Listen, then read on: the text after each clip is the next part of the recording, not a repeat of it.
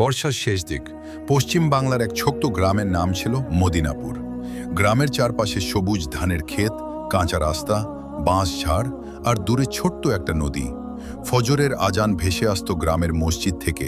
ভোরের ঠান্ডা বাতাসে মানুষ মাঠে যেত, কেউ গরু নিয়ে, কেউ লাংলো নিয়ে, কেউ বা দোকান খুলতে। এই গ্রামেই থাকতেন এক বৃদ্ধা মা।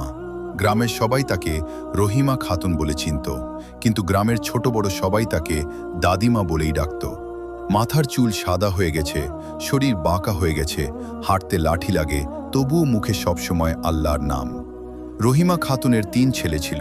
বড় ছেলে মাহবুব, সে শহরে বড় ইঞ্জিনিয়ার হয়েছে। মেজো ছেলে রাশেদ, সে ডাক্তার। আর ছোট ছেলে করিম, সে ছিল গ্রামের এক সাধারণ কৃষক। কিন্তু গ্রামের মানুষ তাকে ভালো চোখে দেখত না, কারণ সে ছিল নেশাগ্রস্ত মানুষ। মদ খেত, আড্ডা দিত, কখনো কখনো রাগ করত। পড়াশোনা শিখতে চায়নি কখনো। কিন্তু এই 3 ছেলেকে মানুষ করতে রহিমা খাতুন কত কষ্ট করেছেন তা গ্রামের মানুষ জানত। স্বামী মারা গিয়েছিল খুব ছোট বয়সে। তখন মাহবুবের বয়স মাত্র 10 বছর, রাশেদের 7 আর করিম ছিল কোলে। সেই সময় রহিমা খাতুন মানুষের বাড়িতে কাজ করেছেন, ধান ভেনেছেন, শীতের সকালে অন্যের বাড়িতে রুটি বেলেছেন, কারো বাড়িতে ঝাড়ু দিয়েছেন। নিজের পেটের ভাত বাঁচিয়ে ছেলেদের মুখে তুলে দিয়েছেন।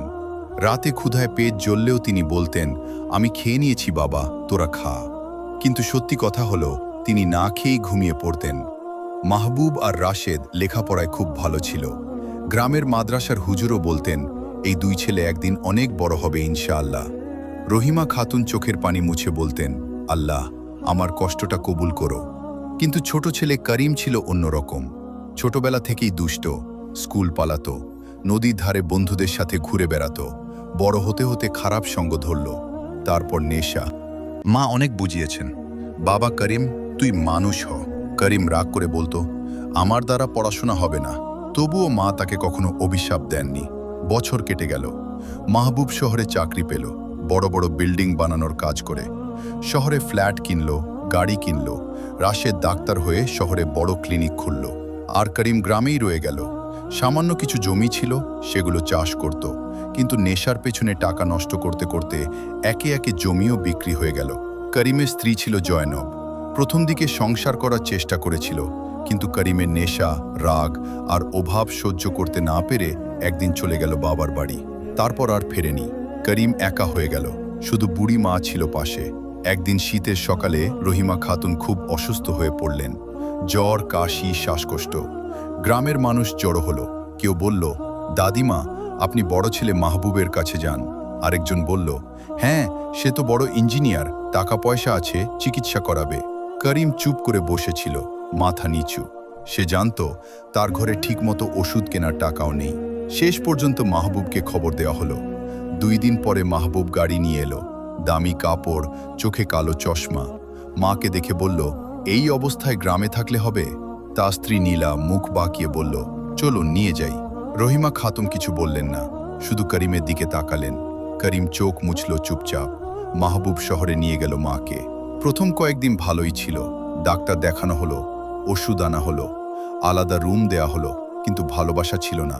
নীলা সব সময় বিরক্ত থাকত। একদিন দুপুরে প্রচণ্ড গরম পড়েছে। রহিমা খাতুনের শ্বাস নিতে কষ্ট হচ্ছিল, তাই তিনি এসি চালিয়ে বসেছিলেন। নীলা এসে রাগ করে বলল, এতক্ষণ এসি চলবে? বিদ্যুৎ বিল কি ফ্রি আসে? বলে রাগ করে এসি বন্ধ করে দিল। বৃদ্ধা মা চুপ করে বসে রইলেন। মাহবুব পাশের রুমে ছিল, সব শুনেও কিছু বলল না। সেদিন রাতে রহিমা খাতুন নামাজ পড়ে অনেক কাঁদলেন। আল্লাহ, আমি কি সত্যিই বোঝা হয়ে গেছি? পরদিন দুপুরে খাওয়ার সময় নীলা দেরি করে খাবার দিল। রহিমা খাতুন কাঁপা গলায় বললেন, মা, একটু পানি দিবি? নীলা বিরক্ত হয়ে বলল, সারাদিন শুধু এটা দাও, ওটা দাও। এই কথাগুলো ছুরির মতো লাগলো বৃদ্ধা মায়ের বুকে। তিনি বুঝে গেলেন, টাকা দিয়ে সব কেনা যায় না। বড় বাড়ি আছে, দামি জিনিস আছে, কিন্তু মমতা নেই। একদিন তিনি মাহবুবকে বললেন, বাবা, আমি রাশেদের কাছে যাই। মাহবুব একবারও বলল না, থাকো মা। বরং তার মুখে যেন স্বস্তি ফুটে উঠল। কয়েকদিন পরে তাকে রাশেদের বাড়িতে পাঠিয়ে দেয়া হলো। রাশেদ ডাক্তার মানুষ, তার বাড়িও সুন্দর, কিন্তু সেখানেও একই অবস্থা। তার স্ত্রী সুমাইয়া সবসময় হিসাব করত, ওষুধে এত টাকা লাগছে, নার্স রাখতে হবে, আমার বাচ্চাদের ইনফেকশন হবে না তো? রাশেদ মায়ের চিকিৎসা করত ঠিকই, কিন্তু সময় দিত না। একদিন রহিমা খাতুন দরজার পাশে বসেছিলেন। দেখলেন রাশেদ আর তার স্ত্রী কথা বলছে। সুমাইয়া বলল, আর কতদিন থাকবে? রাশেদ চুপ করে রইল। এই চুপ করাটাই সবচেয়ে বড় কষ্ট দিল। সেদিন রাতে রহিমা খাতুন সিজদায় পড়ে কাঁদলেন, হে আল্লাহ, সন্তান মানুষ করতে গিয়ে কি আমি ভুল করেছিলাম? কয়েকদিন পরে তিনি বললেন, আমাকে কারিমের কাছে দিয়ে আয়। সুমাইয়া অবাক হয়ে বলল, ওর কাছে? সে তো নেশাখোর। বৃদ্ধা মা ধীরে বললেন, তবুও সে আমার ছেলে। এক বিকেলে তাকে বাসে তুলে দেয়া হলো। পুরনো একটা ব্যাগ, কয়েকটা কাপড় আর হাতে তাসবিহ। বাস কাঁচা রাস্তা ধরে গ্রামের দিকে চলতে লাগলো। জানলার বাইরে ধানের ক্ষেত দেখে তার চোখে পানি চলে এলো। সন্ধ্যার আজানের সময় বাস গ্রামে পৌঁছালে করিম খবর পেয়ে দৌড়ে এলো। মাকে দেখে থমকে দাঁড়ালো, শুকিয়ে গেছেন পুরো। করিম কাঁপা গলায় বলল, মা। রহিমা খাতুন হাত বাড়ালেন। করিম মায়ের ব্যাগ কাঁধে নিল, বাড়িতে এনে নিজের বিছানায় শুইয়ে দিল। সেদিন রাতে করিম মাটিতে ঘুমালো। পরদিন সকালে করিম বাজারে গেল, নিজের শেষ টাকায় ওষুধ কিনল। মা অবাক হয়ে বললেন, টাকা পেলি কোথায়? করিম হেসে বলল, আল্লাহ ব্যবস্থা করেছেন। আসলে সে নিজের একমাত্র ছাগলটা বিক্রি করেছিল। করিম যতই খারাপ হোক, মায়ের জন্য তার মন নরম ছিল।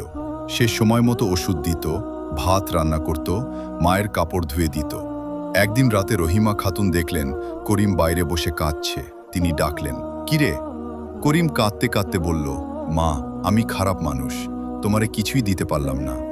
রহিমা খাতুন কাপা হাতে ছেলের মাথায় হাত রাখলেন। না বাবা, মানুষ টাকা দিয়ে বড় হয় না, মন দিয়ে বড় হয়। করিম মাথা নিচু করে কাঁদতে লাগলো। সেদিন প্রথমবার সে মদের বোতল ফেলে দিল। দিন যেতে লাগলো। করিম ধীরে ধীরে বদলাতে শুরু করল। ফজরের আজানে উঠত, মসজিদে যেত। ইমাম সাহেব একদিন অবাক হয়ে বললেন, করিম, তুই? করিম লজ্জা পেয়ে বলল, আল্লাহ যদি মাফ করেন হুজুর। গ্রামের মানুষও অবাক হয়ে গেল। একদিন করিম মায়ের পায়ে তেল মালিশ করছিল।